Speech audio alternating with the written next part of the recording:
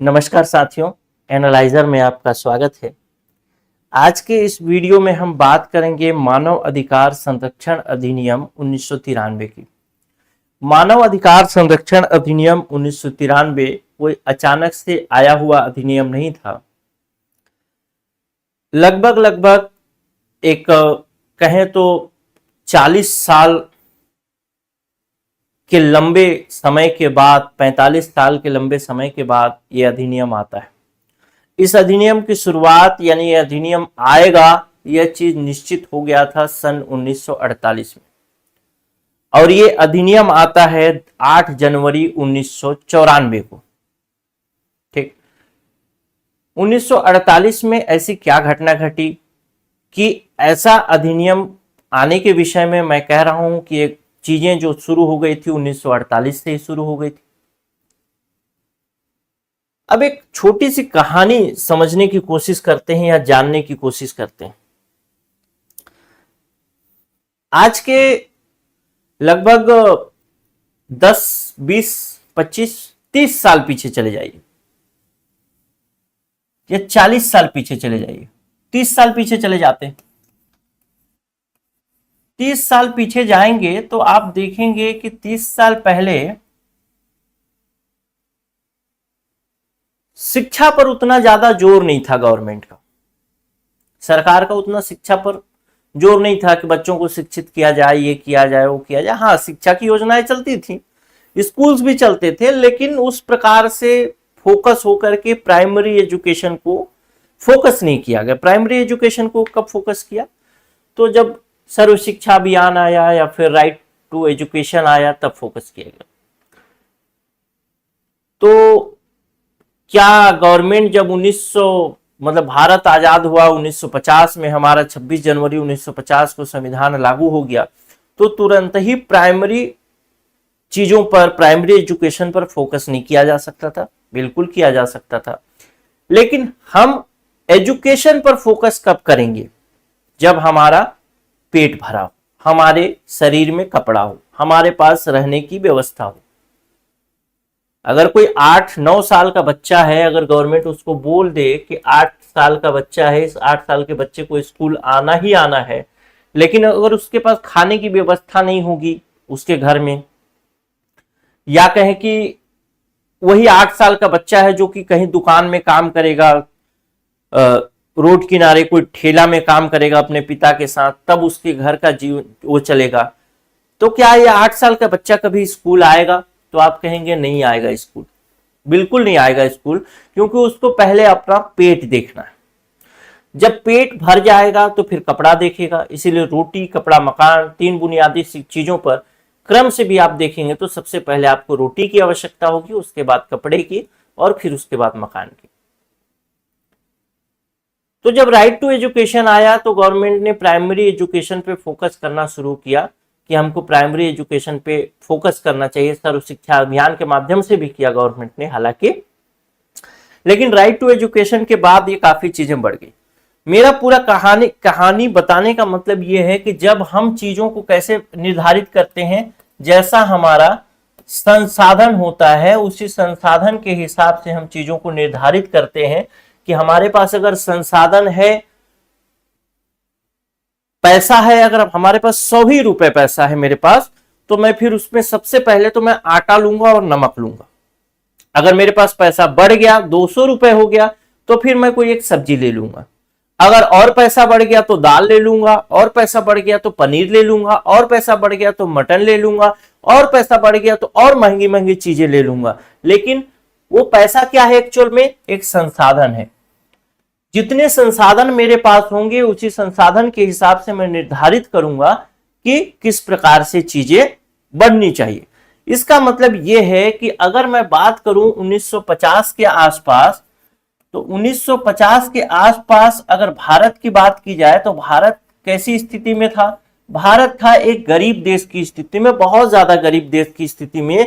यहां तक कि हमने अमेरिका से PL 480 के अंतर्गत, जो उनका कानून था, उसके अंतर्गत हमने एक तरीके से भीख में दी गई ही कहें रोटी, गेहूं का इस्तेमाल किया और फिर हम आगे बढ़े।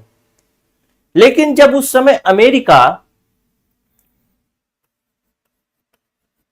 अगर अमेरिका 1950 के आसपास हमें गेहूं दे रहा है, इसका मतलब यह है कि उसके पास क्या है, उसके पास गेहूं का उत्पादन अधिक है, जितनी उसकी आवश्यकता है उससे अधिक है, सरप्लस है, तभी तो हमें वो गेहूं दे पा रहे हैं। इसका मतलब यह है कि अमेरिका जो है उस समय, या फिर अन्य देश, अमेरिका के अलावा भी बात करें, कुछ देश जैसे अमेरिका हो गया, जैसे ब्रिटेन हो गया, इंग्लैंड जिसको जो है ब्रिटेन हो गया, या फिर और भी रूस हो गए, ये सब देश क्या थे उस समय, बहुत अच्छी स्थिति में हो गए थे। हम गरीब स्थिति में, जैसे अभी भी वो देश हमसे आगे हैं। तो जब उनके पास संसाधन हो गए, बढ़िया व्यवस्था हो गई, खाने पीने की चीजें हो गई, अच्छा हो गया, तो फिर तब तो नया चीज कुछ सोचा जाएगा।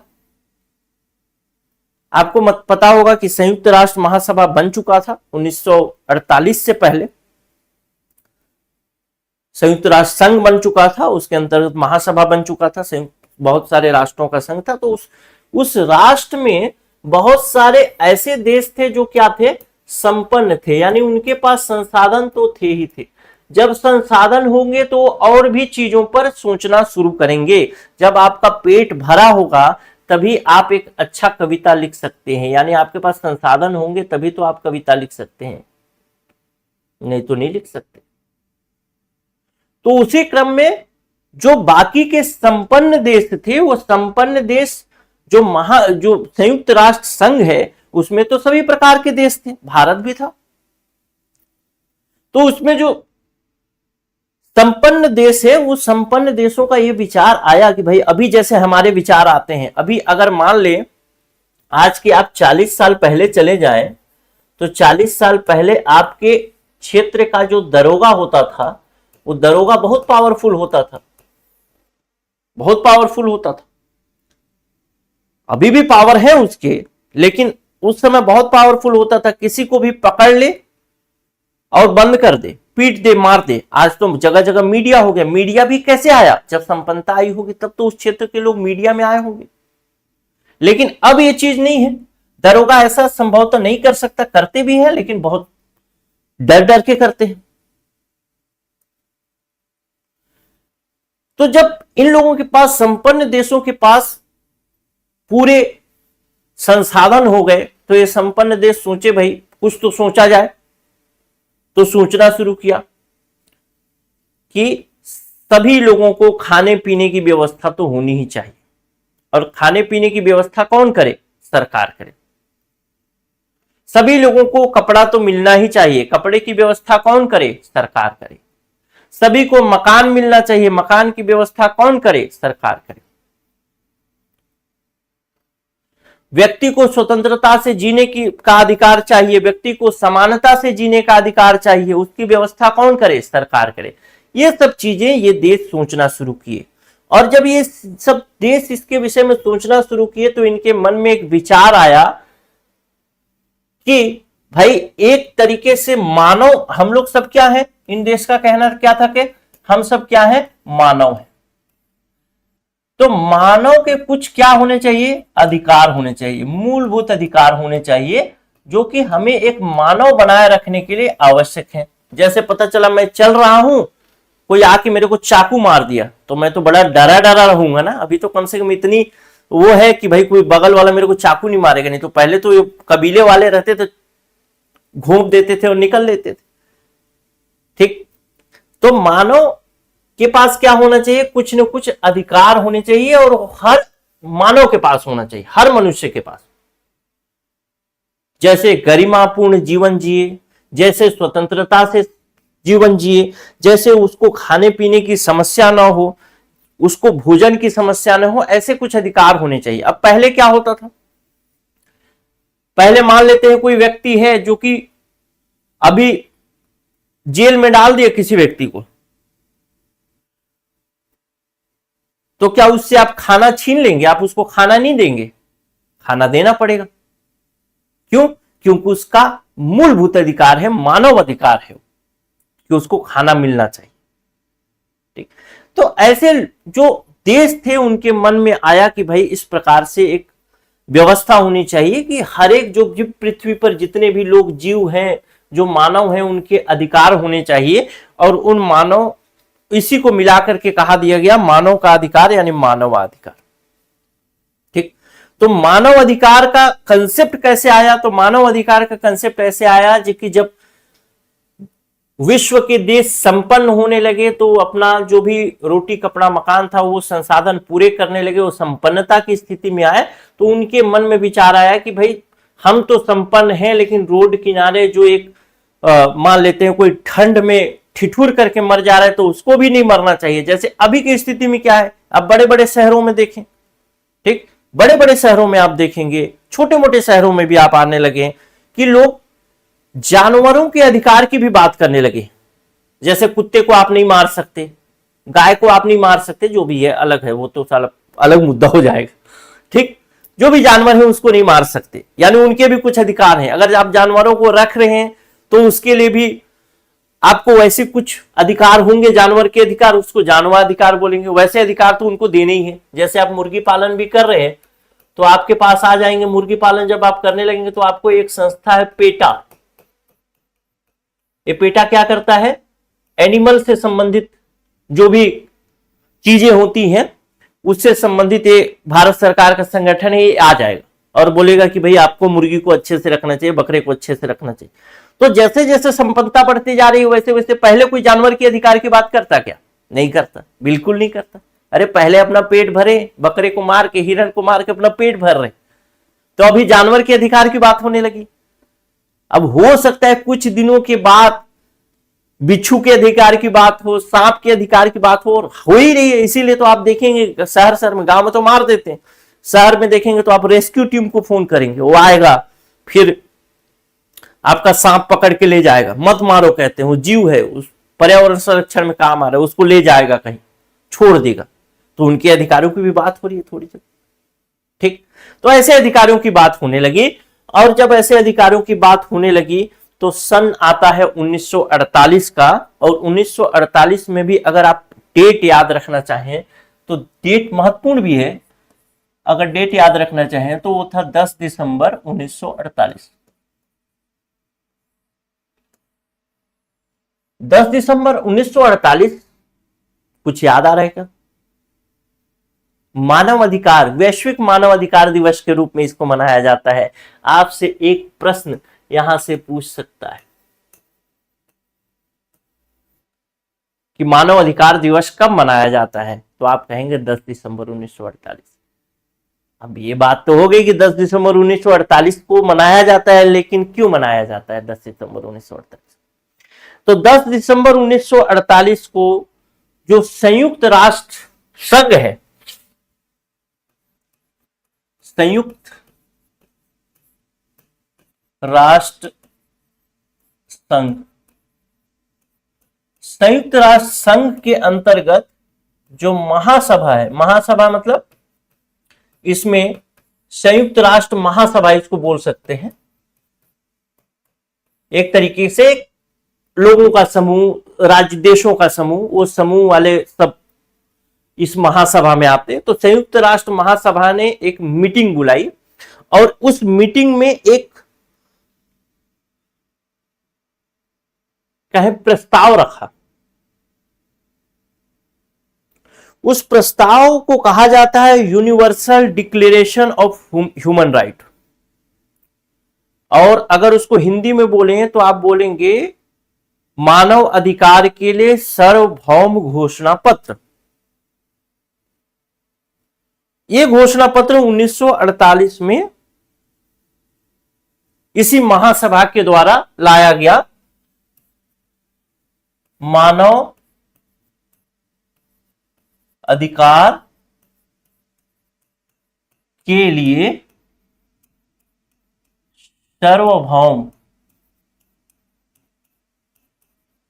घोषणा पत्र क्या था? ये इस घोषणा पत्र में बताया गया है कि मानवों के कुछ कुछ अधिकार होने चाहिए। कौन कौन से अधिकार हैं, क्या अधिकार है, कैसे उसको देना है, क्या करना है, ये सब चीजें 1948 में आई।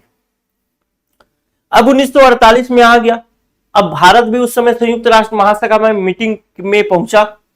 मीटिंग में जब पहुंचा तो भारत ने कहा कि ठीक है, जब सब लोग हां करें तो हमारी भी हां है, कोई दिक्कत नहीं है, हम भी इसमें क्या करते हैं, सिग्नेचर कर देते हैं। मतलब सिग्नेचर कर दिया, इसका मतलब क्या हुआ, एक तरीके से इसको अगर अंग्रेजी में हिंदी में बोलेंगे तो इसको बोला जाता है प्रसंविदा, कॉन्ट्रैक्ट। एक तरीके के आप बाउंड हो गए कि हाँ हमको क्या करना है, मानव अधिकारों के लिए कुछ काम करना है। तो भारत ने उसमें हस्ताक्षर कर दिए 1948 में, universal declaration of human right के अंतर्गत उसने हस्ताक्षर कर दिया। इसका मतलब भारत एक तरीके से सहमत हो गया कि हम अपने देश में मानव अधिकार से संबंधित कुछ काम करेंगे जिससे मानवों का अधिकार सुरक्षित रहे।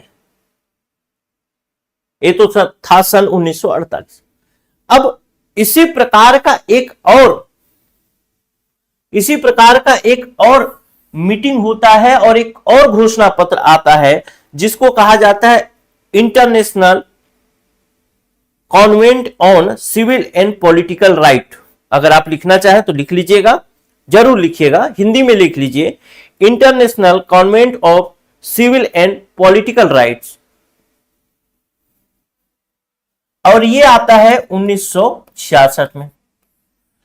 इस 1966 में जो आया, जो सिविल एंड पॉलिटिकल राइट की बात करता है, फिर से लिख लीजिए, लिखना चाहे तो international covenant on civil and political right. इसका मतलब यह है, सिविल एंड पॉलिटिकल की बात दो चीजें करता है। सिविल मतलब नागरिक और पॉलिटिकल मतलब राजनैतिक। यानी कुल मिला के ये फोकस क्या करता है, कहता है कि हर एक देश को अपने जो नागरिक हैं उनको नागरिक संबंधी अधिकार और राजनीतिक अधिकार कुछ प्राप्त होने चाहिए। भारत ने कहा ये भी ठीक है जी, हम इसमें भी साइन किए देते हैं। साइन कर दिया भारत ने 1966 में। इसका मतलब भारत ने लगभग, ये भी मानव अधिकार से संबंधित था, ध्यान रखिएगा, नागरिक को अधिकार दे रहे तो मानव के अधिकार। तो भारत ने अब दो जो प्रसंविदा थे, दो कॉन्ट्रैक्ट थे इंटरनेशनल, उन दो कॉन्ट्रैक्ट पर भारत साइन कर चुका है 1966 में। और इसमें बताया गया कि आपको लागू करना है ताकि मानवों के अधिकार को संरक्षित सुरक्षित किया जा सके। तो ये दो समझौते इसने साइन कर लिए 1966 तक। अब 1966 में इसने दो समझौते साइन कर लिए, तो आपके मन में एक सवाल ये आएगा कि भाई 10 दिसंबर 1948 को पहला साइन किया सार्वभौम घोषणा पत्र वाला, फिर 1966 में दूसरा साइन कर लिया। तो या तो 1948 के आसपास ये अधिनियम आ जाना चाहिए था, या तो फिर 1966 में ले आते, लेकिन ये दोनों समय में तो आता नहीं है, आता है 1993 में, 1994 में एक्चुअल में आता है। तो ऐसी क्या बात हुई कि ये बाद में आया? इसके पीछे की कहानी एक ही मात्र है, जो कि आपको पहले बता चुका हूं कि हम अन्य चीजों की बात कब करेंगे, जब हमारे पास संसाधन होंगे। तो उस समय अगर हम मानव अधिकार की बात करने लगे 1966 में, तो हमारे पास खाने के इतने समस्याएं हैं और मानव अधिकार में खाना भी है, और हम खुद गेहूं लेकर के अमेरिका से खा रहे हैं। उस समय हम लोग कंपलसरी कर दें कि सरकार सबको भोजन देगी ही देगी, तो क्या सरकार भोजन दे पाती? फिर सरकार फेल हो जाता, सरकार की बदनामी होती। सरकार सबको शिक्षा देगी तो क्या सरकार दे पाती? नहीं दे पाती, उसकी बदनामी होती। सबको कपड़ा दे पाएगी तो हम खुद गरीबी स्थिति में हैं, तो कहां से देंगे? ठीक। तो इसलिए न तो 1948 में अधिनियम बना, न तो 1966 में अधिनियम। लेकिन फिर ऐसी क्या बात हुई कि 1993 में इस अधिनियम को लाना पड़ा? इसके 2-3 कारण हैं। अगर आप भारत के इतिहास को देखेंगे तो लगभग 1980 के दशक में आप देखेंगे, इस दशक में देखेंगे मतलब लगभग 1971 से लेकर के 1980 के बीच, या इसके बाद भी आप देखेंगे 1980 से लेकर 1990 के बीच।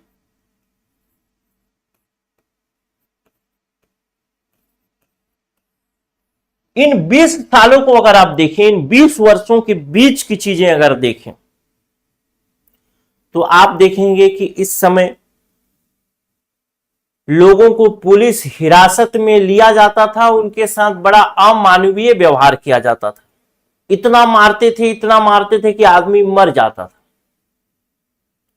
भारत में नक्सल मूवमेंट चल रहा था, नक्सली वाला मूवमेंट 1980 के दशक में, और नक्सलियों को अगर पकड़ लिया तो कोई मानव अधिकार की बात नहीं, उनको भूखे रखे, प्यासे रखे, तकलीफ में रखे, जैसा भी रखे। जातीय हिंसा बढ़ रही थी, और सबसे एक महत्वपूर्ण काम कि उस समय आतंकवाद के निरोध के लिए, उसको रोकने के लिए विभिन्न प्रकार के अभियान चल रहे थे।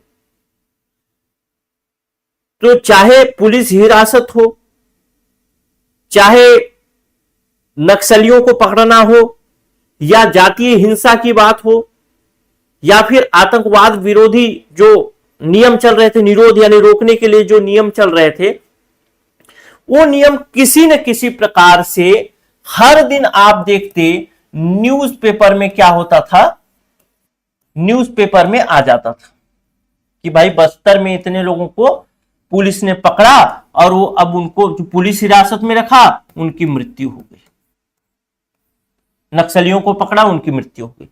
या फिर किसी व्यक्ति को पकड़ा जिसके ऊपर की आतंकवाद संबंधी जो आरोप लगे हैं, तो आतंकवाद संबंधी आरोप लगे हैं और वो उसकी मृत्यु हो गई जेल में ही। पोस्टमार्टम रिपोर्ट आया तो पता चला उस ठंड से मर गया, पोस्टमार्टम रिपोर्ट आया तो पता चला भूख से मर गया, पोस्टमार्टम रिपोर्ट आया तो पता चला कुछ और चीजों से मर गया, जो कि सामान्य तौर पर नहीं मारना चाहिए, वैसा मरना वैसा नहीं चाहिए।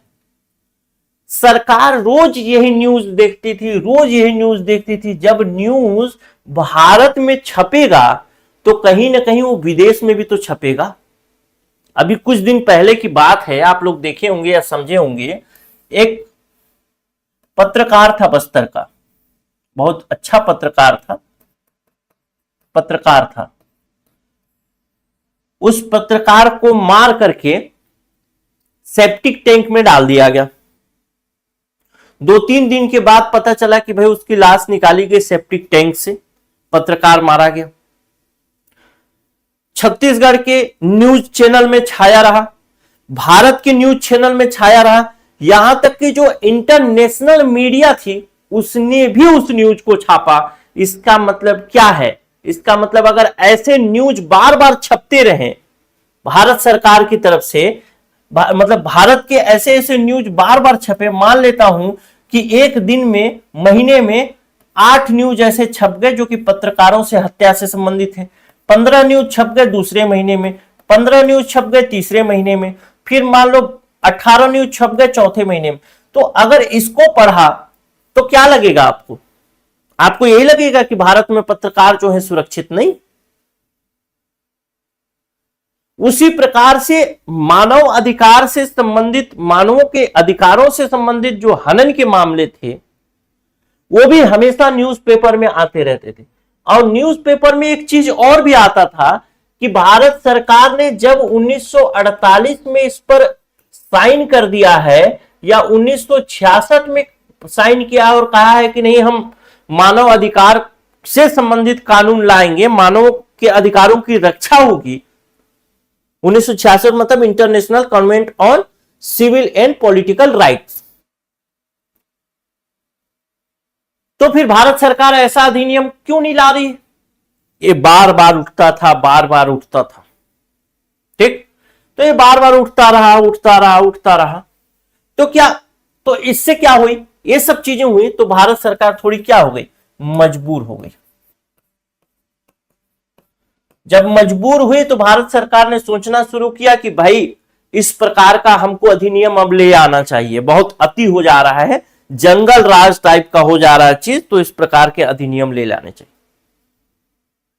ठीक, एक पॉइंट तो ये रहा अधिनियम को लाने के लिए, इसको आप मैं लिख देता हूं पॉइंट नंबर 1।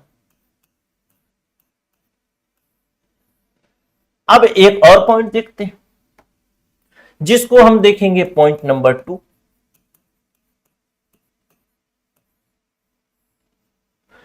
पॉइंट नंबर 2 के अंतर्गत अगर मैं बात करूं भारत के संविधान की, ठीक, भारत के संविधान की बात करूं तो भारत के संविधान में आप पढ़ेंगे एक अनुच्छेद, जिस अनुच्छेद का नाम है अनुच्छेद 14। क्या कहता है? कानून के समक्ष जो है सभी को बराबर के नजरिए से देखना चाहिए। और अनुच्छेद 14 ही कहता है कि जब तक कोई आदमी मुजरिम साबित ना हो जाए, मतलब उसके आरोप जो है निश्चित तौर पर फिक्स ना हो जाए, तब तक वो केवल और केवल आरोपी है, अपराधी नहीं है।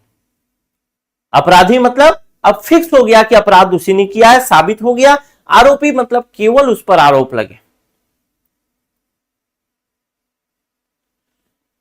अनुच्छेद 14 कहता है कि धर्म, जाति, लिंग, जन्म स्थान आदि के नाम पर किसी के साथ भेदभाव नहीं होना चाहिए।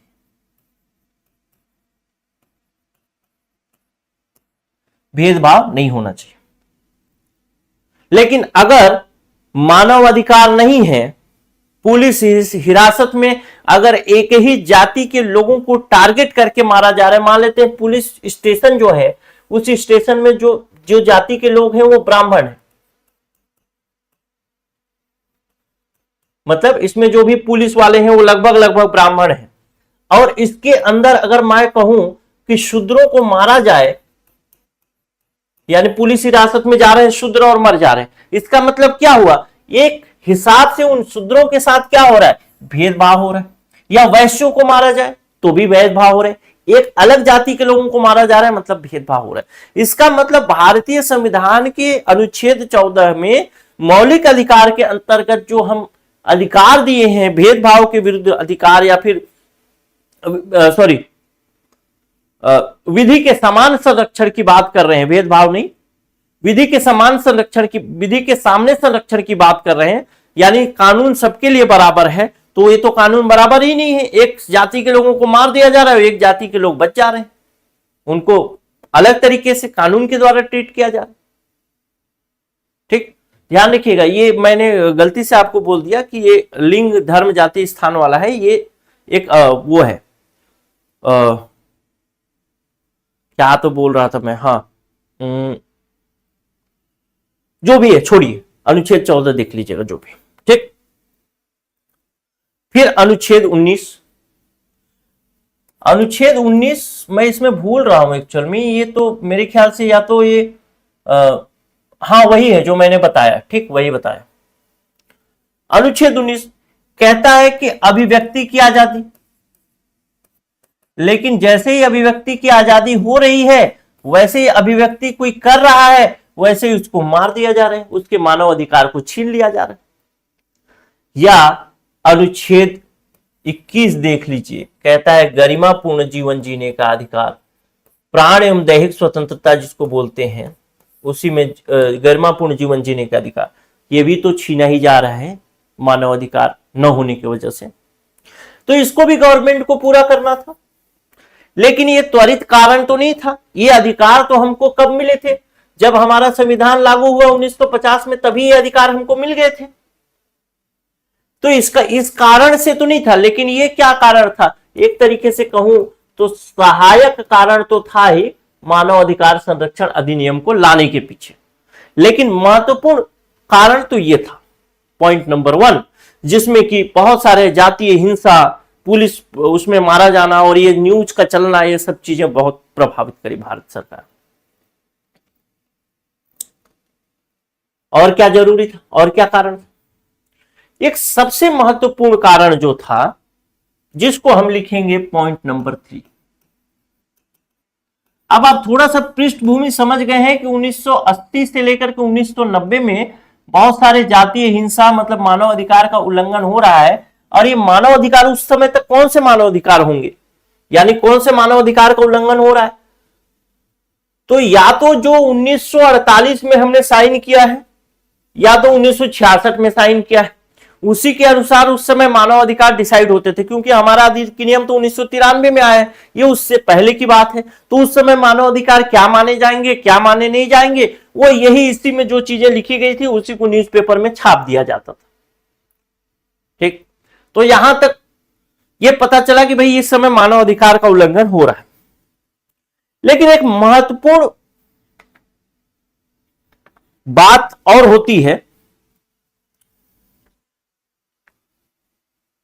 जो संयुक्त राष्ट्र सभा करता है 1993 में, संयुक्त राष्ट्र महासभा कब करता है? 1993 में। 1993 में ये घोषणा करता है और कहता है कि ये जो दशक है मतलब 1990 से लेकर के 1990 से लेकर के 2000 तक का जो 10 साल का जो दशक होगा, उसको उसने कहा कि हम इसको एक अलग तरीके से देखेंगे। और संयुक्त राष्ट्र महासभा ने इस दशक को, इस समय को विश्व मानव अधिकार दशक के रूप में घोषित कर दिया। यानी कहा कि ये जो दशक होगा ये क्या होगा? विश्व मानव अधिकार दशक। मतलब इस 10 सालों में हम मानव अधिकारों की बात जोर शोर से करेंगे, एक अभियान की तरह चलाएंगे, अभियान की तरह चलाएंगे, अभियान की तरह चलाएंगे। विश्व में वर्ल्ड के लेवल पे आप मैक्सिमम ऐसी कंट्री देखेंगे जो विकासशील अवस्था में थे उस समय, जैसे भारत हो गया, जैसे पाकिस्तान हो गया, कुछ और देश हो गए, नेपाल, ये हो 3-13 जो भी मैक्सिमम कंट्री, उन्होंने इसे 1990 से 2000 के बीच अपने यहां मानव अधिकार संरक्षण अधिनियम पारित किए, या मानव अधिकारों से संबंधित जो व्यवस्थाएं थी उसको दुरुस्त करने का काम इसी दशक में किया। ठीक, तो अब एक न्यूज ये कि लोगों को मारा जा रहा है, ये वो 3-13, और एक न्यूज ये कि अब तो महासभा ने मानव अधिकार दशक के रूप में घोषित कर दिया, अब तो सरकार को करना चाहिए, कुछ सोचना चाहिए, कुछ विचारना चाहिए। दोनों न्यूज जो थे, और बाकी संवैधानिक कारण तो थे, दोनों जो कारण थे वो एक साथ दबाव बनाता है कहां? भारत सरकार पर। कैसे दबाव बनाता है भाई? लोग मारे जा रहे हैं, उनके मानव अधिकार को छीना जा रहा है। ठीक, उसके लिए एक न्यूज चल रहा है इधर, दूसरा न्यूज चल रहा है इधर से कि भाई इसके लिए आपने 1948 में साइन कर रखा है भारत सरकार ने, फिर भी नहीं कुछ कर रही है। 1966 में साइन कर रखा है, कुछ भी नहीं कर रही। और फिर एक न्यूज इधर से फिर चला कि भैया 1993 में इसको मानव अधिकार दशक के रूप में घोषित कर दिया गया, अब तो अधिनियम कुछ बनाना ही चाहिए। ठीक, लेकिन मजेदार बात यह है कि जब यह सब हुआ तो सरकार काफी दबाव में आ गई, गवर्नमेंट बहुत ज्यादा दबाव में। तो उसने कहा कि ठीक है, हम एक अधिनियम बनाएंगे,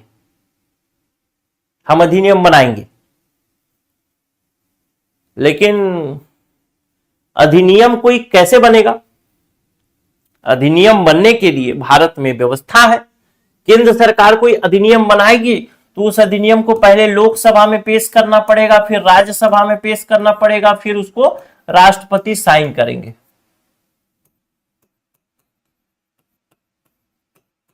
तब जाकर के वो अधिनियम बनेगा। लेकिन दबाव इतना है, तीनों तरफ से दबाव आ रहा है, चारों तरफ से, तीनों तरफ से दबाव आ रहा है। लोग बोल रहे हैं, पेपर में चल रहा है, इधर से महासभा वाले बोल रहे हैं कि भाई तुमको करो करो, क्यों नहीं कर रहे, तुम साइन भी कर चुके हैं, तो वो हो गया, ऐसा हो गया, 3 हो गया, 13 हो गया। और 1993 तक हमारी स्थिति भी थोड़ी ठीक हो चुकी थी, हमारे पास खाने पीने की व्यवस्था हो चुकी थी, हम हरित क्रांति, 2 हरित क्रांति पार कर चुके थे। और जब हम हरित क्रांति पार कर चुके थे, श्वेत क्रांति पार कर चुके थे, मतलब हमारे पास खाने पीने की व्यवस्था ठीक ठाक हो गई थी, तो हम अब बात कर सकते थे मानव अधिकारों पर कि लोगों को खाना मिलना चाहिए, रोटों को रोटी मिलना चाहिए, कप मकान मिलना चाहिए। उस स्थिति में भी हम आ चुके थे। तो इन 3 तरीके से जब घिराया गया तो सरकार सत्ते में आई, लेकिन उसको पास करना था अधिनियम, जिसको बोला जाता है एक्ट। और एक्ट पास करने के लिए पहले उसका बनता है बिल। बिल यानी विधेयक। विधेयक जब लोकसभा, राज्यसभा और राष्ट्रपति से साइन हो जाता है तो बन जाता है एक्ट यानी अधिनियम, जिसको हम लोग पढ़ेंगे अभी। लेकिन सरकार इतने सख्ते में थी, इतने सख्ते में थी, इतने दबाव में थी कि सरकार ने, उस समय वैसे लोकसभा नहीं चल रहा था, तो लोकसभा नहीं चलेगा तो केवल राज्यसभा से और राष्ट्रपति से तो पास होके एक्ट बन नहीं सकता है, तीनों चाहिए। तो सरकार बोला ये सब झंझट छोड़ो, मैं एक काम करता हूं कि मैं एक अध्यादेश जारी कर देता हूं। अध्यादेश मतलब ये भी एक एक्ट जैसा रहेगा। अध्यादेश कब जारी की जाएगी? जब लोकसभा राज्यसभा में से कोई काम पर ना हो, मतलब एक छुट्टी चल रहा हो या फिर दोनों का छुट्टी चल रहा हो, तब सरकार क्या करेगी, एक विधेयक, जैसा विधेयक यहां पे बिल पेश करती है लोकसभा राज्यसभा में, वैसे ही बिल राष्ट्रपति को देगी और राष्ट्रपति उस पर साइन कर देंगे और वो फिर एक अध्यादेश हो जाएगा। अध्यादेश मतलब एक तरीके का एक्ट ही है, एक तरीके का एक्ट, ध्यान रखिएगा। ऑर्डिनेंस यानी अध्यादेश एक्ट नहीं है, एक तरीके का एक्ट है। क्यों? क्योंकि इसका जीवन काल केवल और केवल 6 महीना का होता है, और 6 महीना के बाद भी बात करूं तो लगभग और 45 दिन का होता है। ठीक, 6 महीना 45 दिन से ज्यादा नहीं होता है। 6 महीना के बाद के अंदर, यानी इतने समय के अंदर, जो भी समय सीमा है उसके अंदर अगर इसको संसद से अनुमति मिल गई तब तो ये फिर वैसे ही काम करता रहेगा, और अगर संसद से अनुमति नहीं मिली तो फिर ये खत्म हो जाएगा, ये कानूनी खत्म हो जाएगा। इस बीच के अंदर संसद से अनुमति मिलना आवश्यक है। तो सरकार ने फिर इतना दबाव में थी, सरकार की इतना तामझाम नहीं सोची और अपना खुद का एक्ट बनाई, एक खुद का जो बिल बनाया और बिल को सीधा राष्ट्रपति के पास भेजा। ये सब समय नहीं था उसके पास, तो सरकार ने एक तरीके से मानव अधिकार संरक्षण अध्यादेश पारित कर दिया 1993। ठीक, ये सब कारण से। ठीक, क्या पारित किया? मानव अधिकार संरक्षण अध्यादेश। कब पारित किया? 1993। इसका नाम ही था मानव अधिकार संरक्षण अध्यादेश 1993। ठीक, ये पारित कर दिया। अब ये जब ये अध्यादेश पारित हो गया, इसका मतलब क्या है कि अब ये भारत में लागू भी हो गया। ठीक, इसका मतलब यह है कि इसी तारीख से, इस तारीख को, जिस तारीख को यह अध्यादेश राजपत्र में प्रकाशित हुआ होगा, उस तारीख से मानव अधिकार से संबंधित कानून भारत में आ गया, भारत सरकार का बनाया हुआ। और यह जो अध्यादेश पारित किया गया था वो किया गया था 28 सितंबर 1993। ये डेट भी आपको याद रखना है, ध्यान रखना है, कोई दिक्कत नहीं, अभी दोबारा भी आएगा, तिबारा भी आएगा, ये कोई बड़ा मुद्दा नहीं, याद रहेगा। ठीक, अब 28 सितंबर को हुआ तो आप समझिए 28 सितंबर के बाद 28 अक्टूबर, नवंबर, दिसंबर, जनवरी, फरवरी, मार्च, 6 महीने का समय है। मार्च के अंदर उसको, इस अध्यादेश को कन्वर्ट करा लेना है एक्ट के रूप में। ऑर्डिनेंस, अध्यादेश मतलब ऑर्डिनेंस, इसको कन्वर्ट करा लेना है एक्ट के रूप में, नहीं तो फिर ये अध्यादेश क्या हो जाएगा, अपने आप निरस्त हो जाएगा। ठीक, तो यहां तक बात आपको समझ में आ गई होगी कि हम कैसे कैसे चले, कैसे कैसे हमारा ये एक्ट बना, अध्यादेश बना, अध्यादेश क्यों लाया गया, क्या कारण थे कि अचानक से अध्यादेश लाया गया। तो भाई उस समय सरकार बहुत दबाव में थी भाई, लिटरली। ठीक, तो इस प्रकार से अध्यादेश बना। अब जब अध्यादेश बना 28 सितंबर 1993, तो आप कहेंगे अगर भारत में मानव अधिकार के विषय में कानून कब बना, तो आप बोलेंगे 28 सितंबर 1993। बस आज की क्लास हम लोग यहीं तक करते हैं। अब अगली क्लास में हम बात करेंगे मानव अधिकार संरक्षण अधिनियम 1993 की, और वहां से फिर आगे बात चलेगी। नमस्कार।